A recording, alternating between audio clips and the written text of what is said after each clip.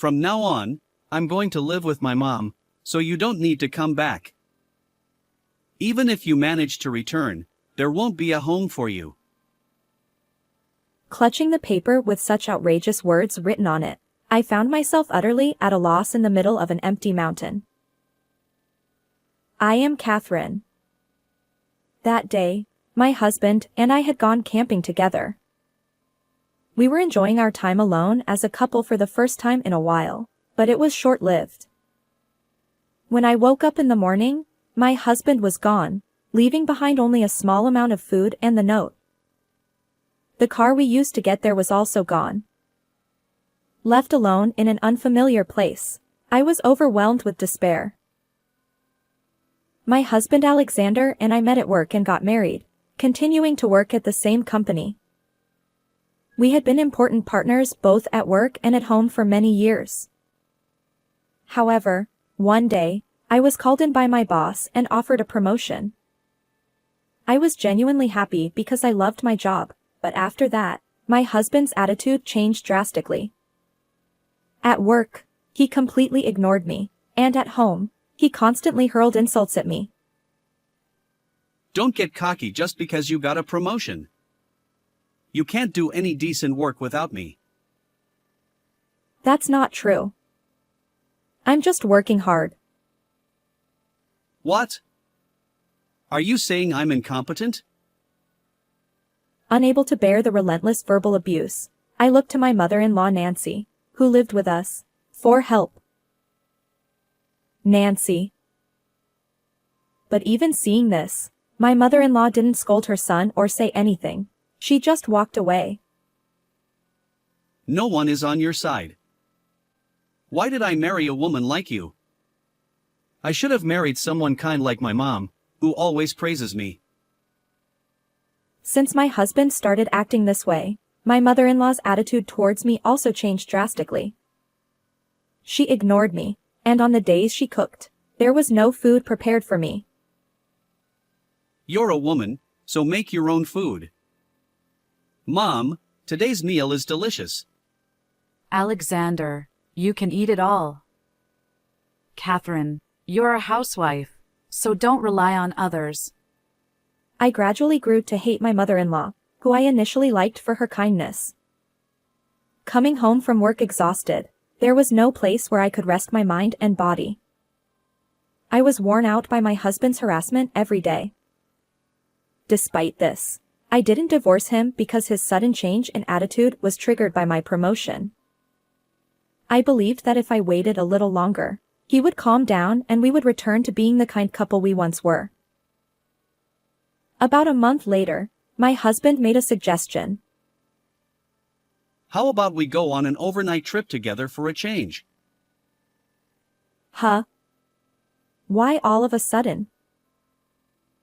We've both been working so much lately. Let's go out together for a change. Given his usual behavior, I wondered why he was suddenly making such an invitation. But the thought of spending some quality time together as a couple after so long made me agree without hesitation. Great. I'm looking forward to it. From that day on, the harassment stopped completely. At first, I was suspicious, but seeing his behavior afterward, I believed he had genuinely invited me to show his appreciation. Surely, he's turned over a new leaf. He's back to being the man I loved, I thought. Planning the camping trip with him was so enjoyable that the previously unbearable time at home became a source of comfort. Little did I know how wrong I was. A few days later, we took a day off during the week and went to a campsite deep in the lush mountain. Since it was a weekday, there were no other guests, and after the manager checked us in, we had the place entirely to ourselves. I was thrilled and excited. This is my first time camping. The air is so fresh. Sometimes it's good to forget about everyday life and spend some relaxing time like this. You've been tired from work lately, right? Make sure to let nature heal you.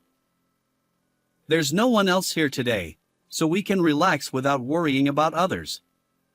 It seemed like he was being considerate of me, who had just been promoted. He even ground coffee beans and made coffee for me. Coffee tasted so much better in such a beautiful setting. Everything about my first camping experience was fun. We made a fire and cooked together. Although the food got a little burnt, my husband happily ate it, saying it was delicious. I was having so much fun that I lost track of time. Before I knew it, it was night, and we went to sleep in the tent my husband had set up. Touched by his kindness, I began to hope that we might be able to start over as a couple. Good night, dear. Today was really fun. Thank you. Yeah, get a good rest tonight. The next morning, I woke up to the sunlight and the chirping of birds, but my husband was nowhere to be seen. Inside the tent, there were only my belongings and a note. Maybe it says he's making breakfast? If he had woken me up, we could have made it together, I thought, laughing as I checked the note. But I soon realized how foolish that was. From now on, I'm going to live with my mom, so you don't need to come back. Even if you manage to return, there won't be a home for you. I was deeply shocked by my situation. Hastily, I exited the tent, but my husband was gone, along with our belongings and the car. Why? Did I do something wrong? Being abandoned in the middle of the mountain. Overwhelmed with despair, I tried to use my phone to contact someone, but there was no signal in the mountain. Since we had planned to stay only one night, we had very little food. I didn't know how to start a fire or navigate mountain paths. I was a complete novice at outdoor activities. What should I do? I was at a loss. I hoped that if I waited, my husband would return with the car, but there was no sign of him. The manager said he wouldn't be back, so there's no hope for help. If I stay here, the food will run out. It took less than an hour to drive from the base of the mountain, so maybe I can manage if I walk. By the time I decided this, it was nearly noon. Still, I thought I could make it down the mountain before dark if I hurried.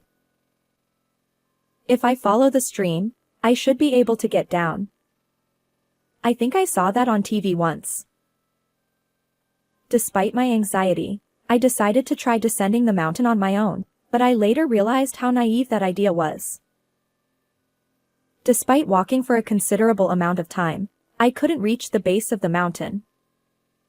As the sun began to set, the dense forest grew dim, and I felt a sense of fear. If I don't hurry, I'll get lost. I need to move faster. In my haste to escape the mountain, my vision suddenly blurred. No way!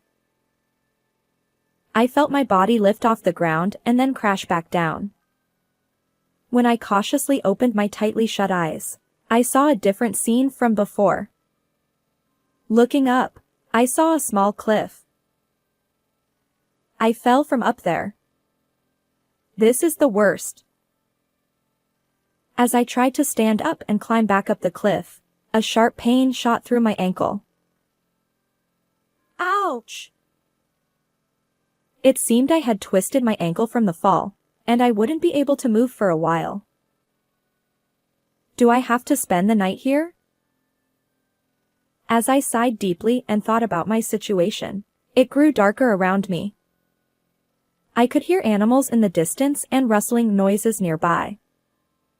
Filled with fear and loneliness, I quietly shed tears. Why do I have to go through this? Fortunately, I found a small cave nearby that could shield me from the night wind, and I decided to spend the night there. The thought that I might not be able to make it down the mountain crossed my mind.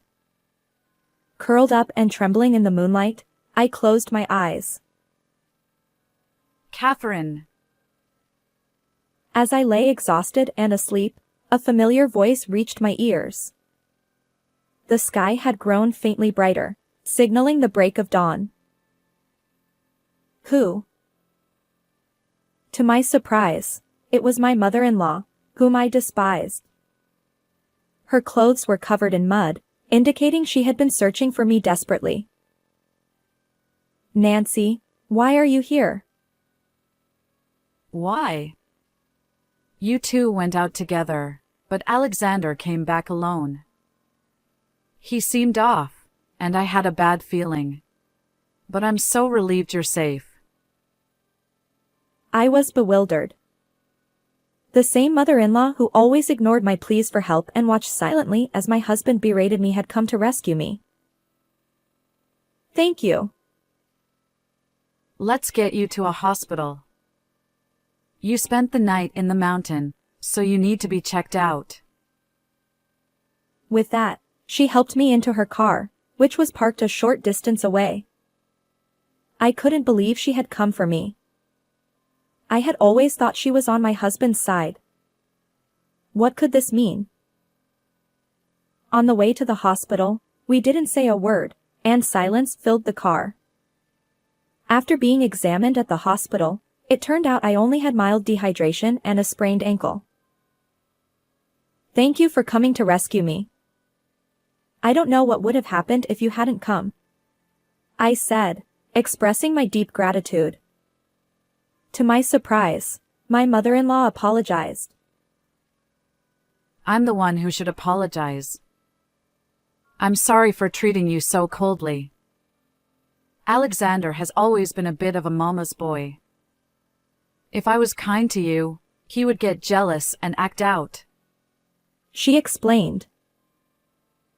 A mama's boy? I asked, surprised. Now that she mentioned it, I recalled how my husband would often compete for his mother's attention whenever she praised me. Mom loves me the most, so don't get cocky, He would say, clinging to her. I never realized how severe his attachment to his mother was. When I praised his other siblings, Alexander would get angry and yell, so they all left home to escape him. I thought if I was harsh to you, it might ease his jealousy a bit. I'm truly sorry. She continued.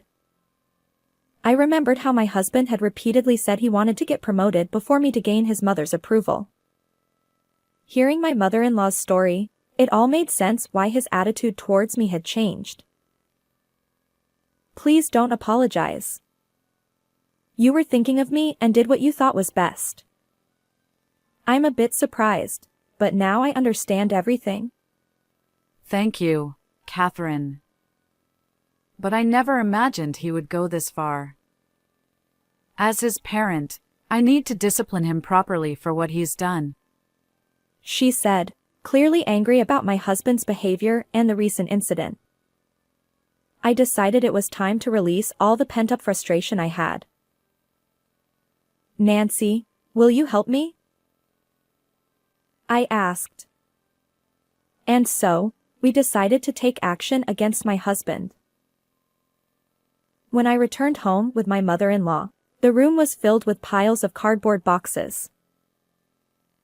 When Alexander came back from the camping trip, he said you were moving out and that the movers would take all your stuff. That's why I thought something was strange. I had already told her about the note my husband left. Nodding at her whispered words, we entered the living room. There, I heard my husband's cheerful voice, the same man who had abandoned me in the mountain. Mom, you're back? The moving truck is coming today. Can you help me pack? Nancy is here, but so am I. My husband's face instantly hardened, clearly showing his shock at my presence. What? Sorry, but I came back. I went to the mountain to get her. How dare you leave me there? You mama's boy. Do you realize what could have happened? I felt all my pent-up emotions overflow. But my husband, who had been surprised a moment ago, now glared at me. I told you not to come back, didn't I? Sorry, but I've packed your things. There's no place for you in this house anymore. He said with a smirk. I was filled with disgust. I knew that losing my temper now would mean losing. I gave my mother-in-law a look and handed over the divorce papers. Sign these, please. So, you're finally ready to get divorced? Now Mom and I can live together. My husband said, excitedly. But my mother-in-law's next words froze his expression. You're the one who's leaving, Alexander. What? I can't stand by you anymore. You've harassed Catherine endlessly and finally abandoned her in the mountain. What you did is a crime. I won't forgive you if you do anything else to her, even if you are my son. But I want to live here with you, Mom. Besides, this is my house. What are you talking about? This house is in my name. You're just a freeloader. After what you've done, I've had enough. If I'm going to live with someone, it'll be Catherine. Mom! That's so unfair. Why are you taking Catherine's side? Because she's much kinder and feels like a real daughter to me. You can't be serious. The movers are coming soon, so you can leave with them. We're cutting ties. I had never seen my mother-in-law so angry. She cared about me enough to say this to her own son. With my husband completely cowed by my mother-in-law's yelling, I decided to press further. So, we're getting a divorce. I'll be claiming alimony for all the harassment you've put me through. Let's say, around $25,000? On top of being disowned by his mother, my husband's spirits sank even further at the mention of alimony. Just then, the movers arrived. Leave everything in those boxes as is. Please take everything from this room. My mother-in-law instructed. Wait a minute. Those are my things. My husband protested. Be quiet. She snapped, cutting him off. I was a bit surprised by her sternness but felt a sense of relief. Please, give me a break. My husband pleaded. Let me know once you've found a place to move to. Mom, I'm sorry. I'll be nicer to her from now on. He begged. It's too late for that. Well then, goodbye, Alexander.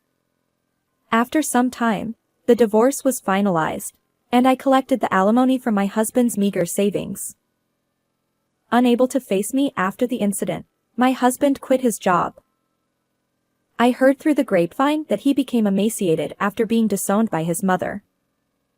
Now, he works part-time at a supermarket and lives a modest, simple life. As for me, I still live with my mother-in-law.